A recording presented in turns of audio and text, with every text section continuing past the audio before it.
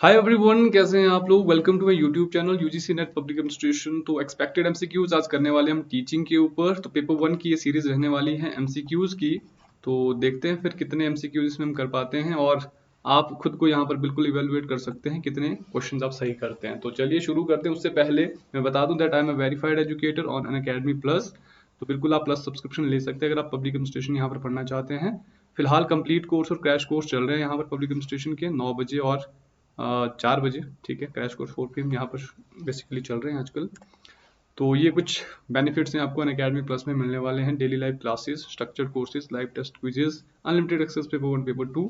These all benefits you can avail with the Unacademy plus subscription and you can follow me there on Unacademy, क्योंकि free classes भी बहुत सारी यहाँ पर चल रही हैं। तो पेपर 1 की यहाँ पर फ्री क्लासेस चल रही है, पेपर 2 की चल रही है। तो टाइम रहता है 9:30 सुबह। ठीक है, फ्री क्लासेस का। तो live classes, test series, unlimited practice, structured schedule के अलावा आपको आइकॉनिक सब्सक्रिप्शन भी यहाँ पर मिल रहा है प्लस के साथ साथ, जिसमें ये सारे बेनिफिट्स आपको मिल रहे हैं। ठीक है, आप अवेल कर सकते हैं। ये कुछ सब्सक्रिप्शन प्लान्स हैं, बिल्कुल आप देख सकते हैं। बेगी 10 यूज करेंगे यहाँ पर कोड तो 10% आपको ऑफ भी मिल जाएगा। तो मिनिमम 6 मंथ्स यहाँ पर है, मैक्सिमम 24 मंथ्स है जो आपको यहाँ पर लेना चाहिए। तो 6 मंथ्स तो कम से कम यहाँ पर लगते हैं। आइकॉनिक सब्सक्रिप्शन भी ले सकते हैं। ठीक है, तो लेट्स स्टार्ट। तो आज का हमारा पहला क्वेश्चन है टीचिंग एप्टीट्यूड के ऊपर। तो प्राइम रिक्वायरमेंट यहाँ पर जो है सबसे पहले पूछा गया है, एक अच्छा टीचर आपने बनना है तो सबसे मेजर रिक्वायरमेंट आपके लिए यहाँ पर क्या रहने वाली है। ठीक है, तो मेजर रिक्वायरमेंट यहाँ पर है गाइस आपके पास। सबसे पहले है options, genuine interest in teaching, interest होना चाहिए टीचिंग में। दूसरा, नॉलेज होनी चाहिए आपको स्टूडेंट्स को कंट्रोल करने के लिए। तीसरा, सब्जेक्ट की नॉलेज होनी चाहिए। चौथा, इनमें से कोई नहीं। तो आपने बताना है और वीडियो पॉज कर सकते हैं आप क्वेश्चन पढ़ने के लिए। तो राइट आंसर बताता हूँ। राइट आंसर यहाँ पर है आपका सब्जेक्ट नॉलेज। तो सब्जेक्ट नॉलेज सबसे प्राइम इंपॉर्टेंस रहती है, प्राइम रिक्वायरमेंट बेसिकली रहती है जो किसी टीचर के पास होनी चाहिए। बाकी ये सारी चीजें आपकी सेकेंडरी रहती हैं। ठीक है, तो सब्जेक्ट नॉलेज आपका प्राइम रिक्वायरमेंट है टीचर के लिए। सेकंड क्वेश्चन यहाँ पर रहता है, विच of the following statement is or are not true. सबसे पहले तो क्वेश्चन को अच्छे से समझना है आपने। तो यहाँ पर स्टेटमेंट्स क्या है कि टीचिंग सिर्फ एक आर्ट है। टीचर्स यहाँ पर सिर्फ ट्रेन किए जा सकते हैं। टीचर्स सिर्फ बॉर्न होते हैं या फिर इनबॉर्न होते हैं, मतलब पैदाइशी ही यहाँ पर टीचर बन जाता है कोई। तो आंसर क्या है, ऑल ऑफ द अबव। देखो, टीचिंग ना तो सिर्फ जस्ट एक आर्ट है, ये आपकी साइंस भी है। ठीक है, टीचर सिर्फ ट्रेन किए जा सकते हैं नहीं, टीचर यहाँ पर खुद अपने एक्सपीरियंस से भी टीचर बन सकता है, अनुभव से। ठीक है, टीचर सिर्फ बॉर्न होते हैं, बिल्कुल नहीं। इनबॉर्न टीचर यहाँ पर नहीं रहता, कोई भी सीखना पड़ता है, चाहे एक्सपीरियंस से चाहे ट्रेनिंग से। बात करें यहाँ पर मोस्ट डिजायरेबल स्किल्स जो टीचर की है, जो सबसे इंपॉर्टेंट यहाँ पर टीचर के लिए कोई स्किल हम कह सकते हैं कि सबसे ज्यादा इंपॉर्टेंट है, क्या काम रहता है। ऑप्शन दिए गए हैं कि स्टूडेंट्स को बिल्कुल आपने अंडरस्टैंड करवाना है जो भी आप कहना चाह रहे हैं। दूसरा, सिलेबस कवर करना है, आपने कोर्स कवर करना है सिर्फ। तीसरा, स्टूडेंट्स को बिल्कुल रिलैक्स फील कराना है जब आप टीचिंग कर रहे हो। या फिर हायर अथॉरिटीज होती है, उनको बताते रहना कि क्लास में क्या चल रहा है।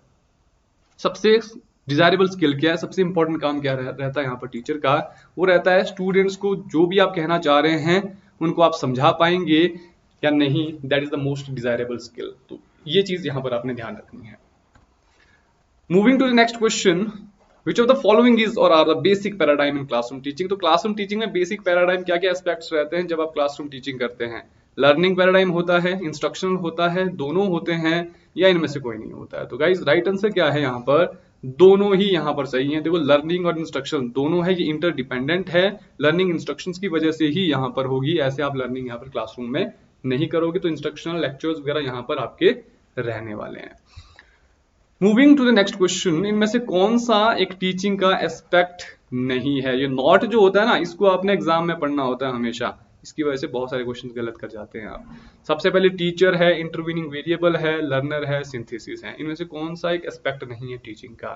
तो टीचिंग के 3 एस्पेक्ट यहाँ पर है गाइस। सबसे पहला है टीचर, दूसरा है लर्नर, तीसरा इंटरवीनिंग वेरिएबल। यानी कि टीचिंग लर्निंग प्रोसेस में टीचर होना चाहिए, लर्नर होना चाहिए और इंटरवीनिंग वेरिएबल्स होना चाहिए, जिसमें आपका आता है स्टडी मटेरियल, जिसमें बुक्स आ गई या कुछ यहाँ पर हो सकता है डिस्प्ले, कोई आपके पास मेथड है टीचिंग का, जैसे आपका व्हाइट बोर्ड हो गया, ब्लैक बोर्ड हो गया। ठीक है, तो ये सारी चीजें आती हैं आपके टीचिंग एड्स में, कहते हैं इनको, या इंटरवीनिंग वेरिएबल। क्लासरूम हो गया, क्लासरूम में इंटरवीनिंग वेरिएबल रहता है टीचिंग लर्निंग प्रोसेस में। तो synthesis is not related to them. यहाँ पर सिंथेसिस का मतलब होता है combining the pieces, combining the parts of a whole, ठीक है, उसको कहते हैं हम क्या, सिंथेसिस। ठीक है, moving ahead to the next question, micro teaching का कॉन्सेप्ट यहां पर किसने दिया है? आपके पास ऑप्शन है Herbert, Hunt, Morrison, Dwight Allen. Dwight Allen is the right answer here. Dwight Allen क्या है, राइट आंसर है। ड्वाइट एलन ने यहां पर माइक्रो टीचिंग का कॉन्सेप्ट दिया था। कब दिया था ये आप कमेंट बॉक्स में बताइए। So here is the next question. Which of the following instructional objectives is not given by Bloom? Bloom ने इनमें से instructional objective दिए थे 3, एक नहीं दिया है। कौन सा? Cognitive, motor skills, affective या फिर psychomotor? कौन सा डोमेन? तो यहाँ पर cognitive, affective, psychomotor, these three are related with Bloom and Bloom taxonomy जिसको हम कहते हैं। और ऑप्शन नंबर बी जो है motor skills, it is given by Gagne and Briggs। ठीक है, तो ये चीज आपने यहाँ पर ध्यान रखनी है। कॉग्निटिव का मतलब यहाँ पर हो गया रिलेटेड टू नॉलेज, ठीक है, और अफेक्टिव का हो गया एटीट्यूड, बिहेवियर आपका कैसा है उसकी स्टडी। साइकोमोटर में आके आपका स्किल्स एक्वायर करने का जो यहाँ पर तरीका होता है। मोटर स्किल्स क्या होता है? मोटर स्किल्स में आपके क्या रहता है, कॉम्बिनेशन रहता है किस चीज का, एक तो आपके नर्वस सिस्टम का प्लस आपकी जो फिजिकल एक्टिविटीज रहती है, यानी मसल्स आपकी बॉडी की प्लस ब्रेन, जब ये दोनों साथ में काम करते हैं ना तो उसको कहते हैं हम motor skills. Gagne and Briggs ने यहाँ पर दिया है।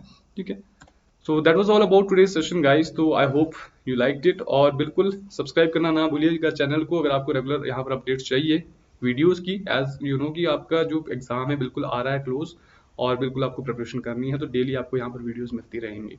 ठीक है, तो crash course, complete course public administration के ऊपर चल रहा है, और पब्लिक एडमिनिस्ट्रेशन के ऊपर भी हम यहाँ पर क्लासेस लेंगे यूट्यूब पर। So stay tune. अगर आप अनअकैडमी प्लस में आना चाहते हैं बिल्कुल ज्वाइन कर सकते हैं और फॉलो कर सकते हैं अनअकैडमी पर फ्री क्लासेस की अपडेट्स के लिए, as well as plus courses की अपडेट के लिए। तो ये कुछ यहाँ पर प्लस के साथ साथ आइकॉनिक सब्सक्रिप्शन भी है जिसमें ये सारे बेनिफिट्स आपको मिलने वाले हैं apart from Unacademy plus, and these are some subscription plans you can avail. तो बेगी 10 यूज करेंगे यहाँ पर कोड तो आपको 10% ऑफ मिल जाएगा। So that was all about today session guys, hope you liked it, and definitely see you in the next video. Bye bye, take care.